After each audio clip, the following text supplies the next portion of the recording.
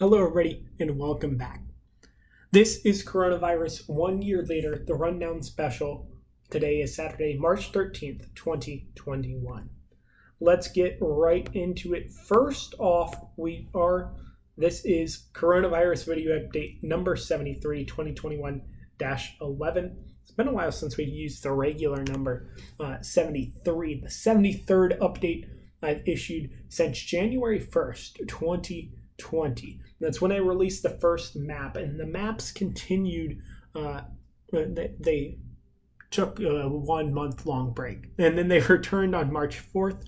By the time we got to March 6th, I started issuing daily updates, which continued for over a whole month. Numerical updates began on March 10th when I started issuing numbers, realizing that this pandemic was going to last longer than I initially expected on March 4th or 6th or 7th for that matter. On March 11th, the WHO declared a pandemic, and on March 13th, Donald Trump declared a national emergency.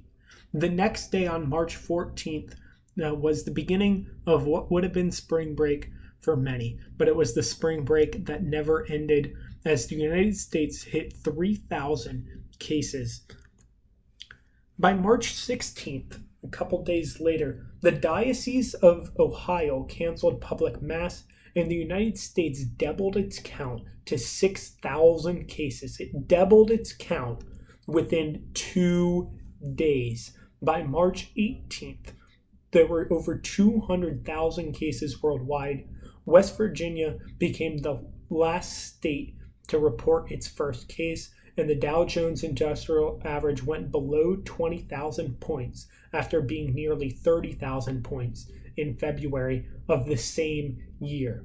On March 19th, U.S. epidemiologists expected an 18-month event due to coronavirus. Now, of course, we're near that 12-month mark right now.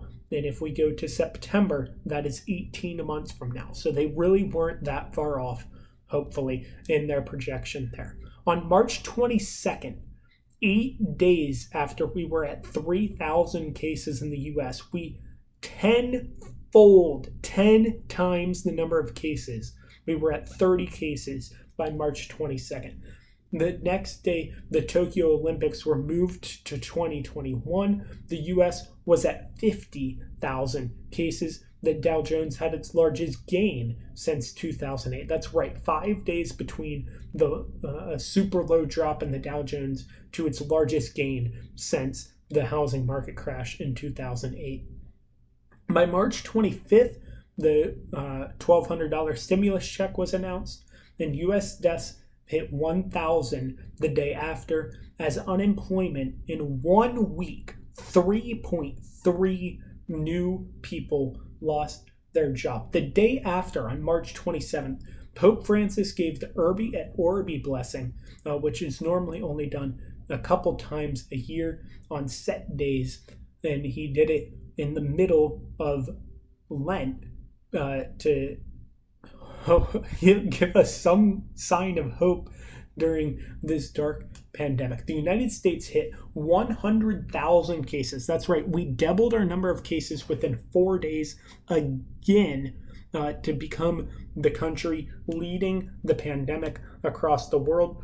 We will, presuming we're still number one within the next 2 weeks, that'll be a whole year that the U.S. has led the pandemic. That's not a good thing.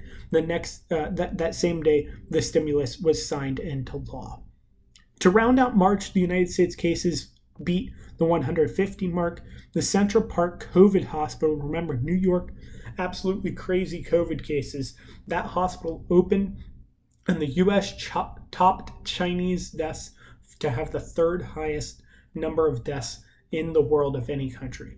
The U.S. epidemiologists then forecasted 150 to 200,000 people to die from COVID-19 on April 2nd. 5,000 people were dead at that point in time.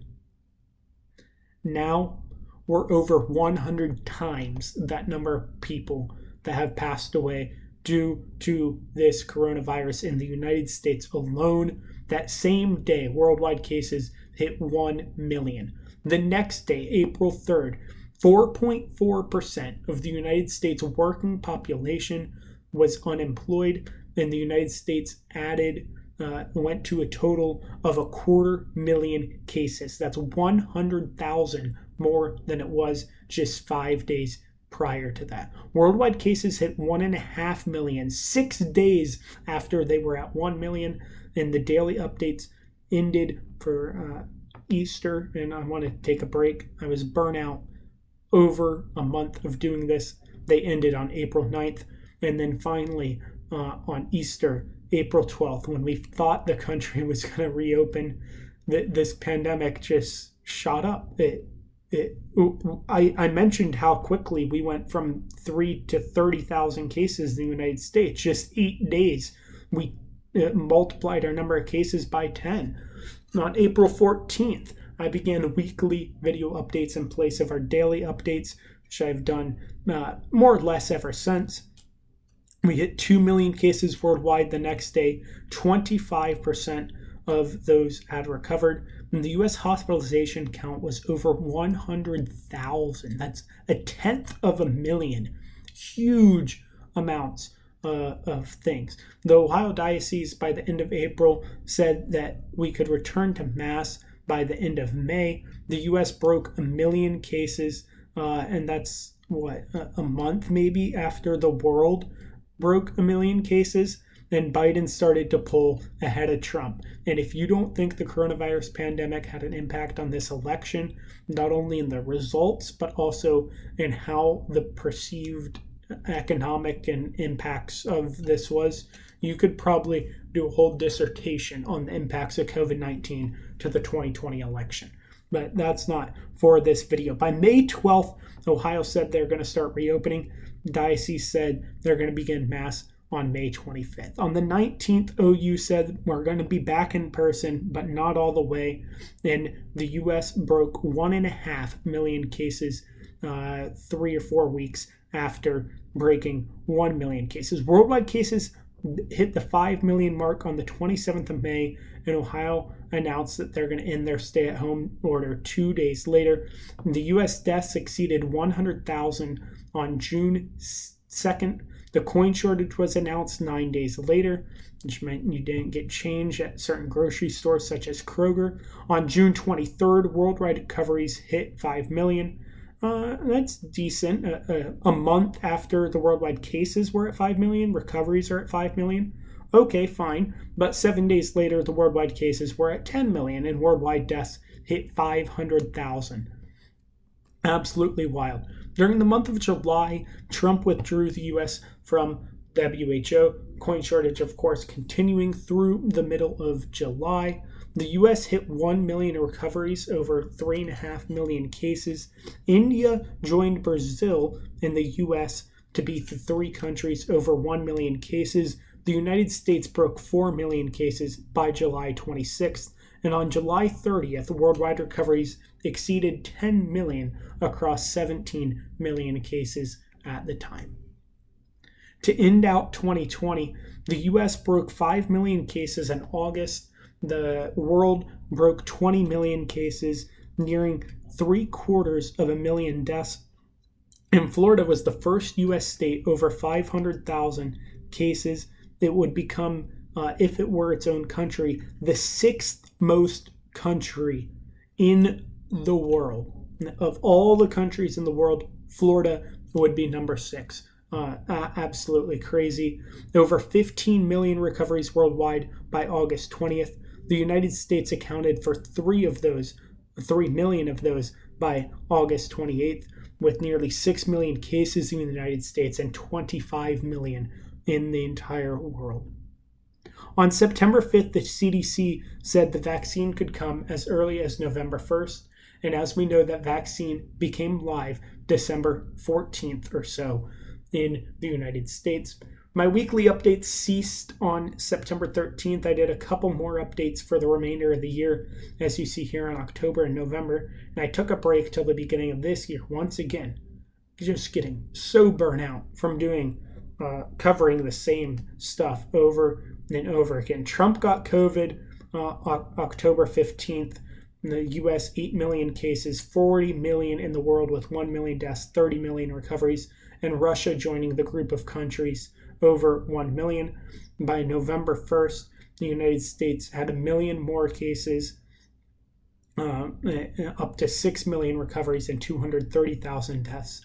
47 million cases in the world. That's 7 more from 2 weeks ago in the world. 34 million recoveries and 1.2 million deaths. That's 200,000 deaths within 2 weeks due to this pandemic.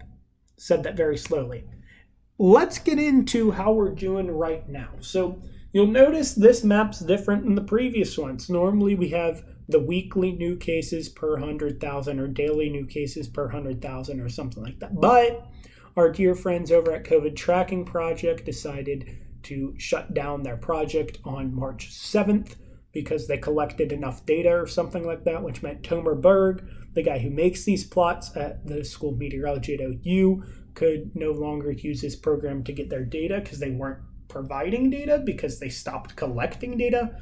So now we're looking at the old school cumulative cases count. Back when I made the maps myself before I found somebody that wrote a program to do it for him and me myself. So that's that. Cumulative deaths also, I have nothing to compare this to because I didn't look at these last week. So, oops, I guess. Not surprising though. Arizona we've already known is high. Mississippi we always known is high. The Dakotas, New York, and New Jersey we always knew that those states were high. So nothing too surprising here. Utah's low, Vermont's low. We've already known this whole time. As a result of what I said, the hospitalization data is no longer available. So we'll do what we can, I guess, on that.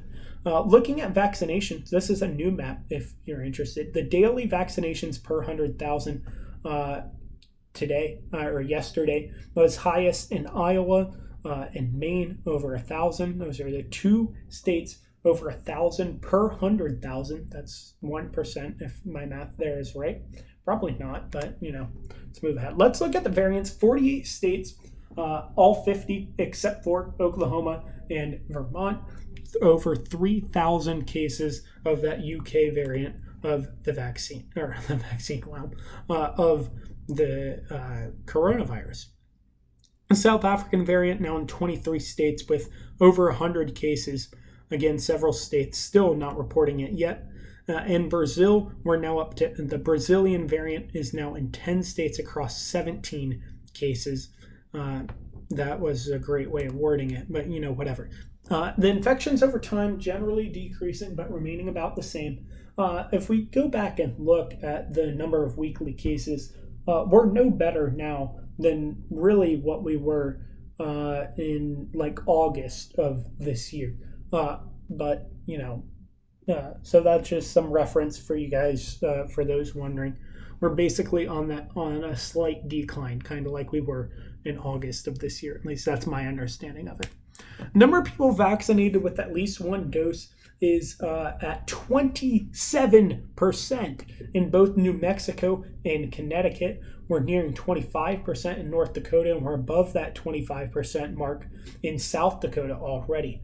But what really matters is the number of people fully vaccinated, and that exceeds 15% for New Mexico. West Virginia and South Dakota are similarly far behind, but Alaska is the furthest ahead of any of them. We'll talk about that on the very last slide of this video coming very soon. Overall, doing pretty well. We're nearing 66 million first doses or more. 66 million people with at least the first dose. That's 20% of the entire population of the United States, 25% of the adult population, and about half of those given to people age 65 or older, which accounts for 61% of the people 65 or older. 35 million people have been fully vaccinated, which is 10.5% of the population, 32% of those over age 65. So far, the United States government has distributed 133 million vaccines, which accounts for, at one dose, 20% of the or at one dose, 40% of the population. At 2 doses, 20% of the population. So expect somewhere like 35-ish%. It's kind of hard to know exactly how the distribution of Johnson & Johnson versus the other ones comes out. Total administered over 100 million, which does, of course, mean we're somewhere between 15 and 30%. So that's how that's going right there. Let's get in the news. United States case count nearing that 30 million mark. That's about as close as you can get, 29.99. Recoveries over 22 million. Current cases at 7.42, which is a decrease by 1.4 million in the last week. Most of that's thanks to our friends in Arizona, who reported 600,000 recoveries in the past week, and that's what we call a data backlog. So they moved from like number 4 to number 23 this week. South Carolina joins the top 10 for the first time in a while. They've been on and off, more or less. Indiana fell off from number 10 down to number 14. And we do see California remaining about the same. New York took a pretty good amount off. Florida took like 50,000 off of their count as well. So that was definitely of note. Biden announced this week that all states must open vaccinations to all adults by May 1, as he called it. Not May 1st, but that's how he said it, I guess. I don't know. Like I said, Alaska already opened vaccination to all age groups. They already met Biden's goal May 1st. Already done. Oklahoma now on phase 3 of 4, opening vaccinations to colleges, students, and faculty, regardless of age, among other things. Biden said that people may be able to gather, with their neighbors and friends for the 4th of July. Didn't say big gatherings, but he said small gatherings. The third stimulus package of $1.9 trillion. At first I wrote the third inflation package, because we're going to be paying for this forever if we don't want inflation to happen. And who cares? The economy's strong. We're never going to have to worry about that. Another $1,400 to families. So that's a good, I guess, to an extent, until we have to pay for it and tax rates go up. The CDC also said that those who have been vaccinated, if they're in a group with other people that can be vaccinated, you don't have to wear your mask and you don't have to social distance. So have fun with that. We're nearing 120 million cases worldwide, over 2.5 million deaths, nearing 100 million recoveries, and that puts us at 20 million current cases. That's down 1.1 million from last week. The UK dropped from like number 3 to number 5. Not from like number 3 to number 5, actually from number 3 to number 5. Over 200,000 cases decrease from active cases decreased from last week. As for Italy, continued moving up. Poland moved up. Spain dropped from number 6 or 7 down to number 10. They went down 80,000 cases from the previous week, falling 3 spots. I apologize for the length of this video, but that is all for now. Thank you guys for listening. Thank you guys for remembering the last year of COVID with me. May all the souls of faithful departed, through the mercy of God, rest in peace. Amen.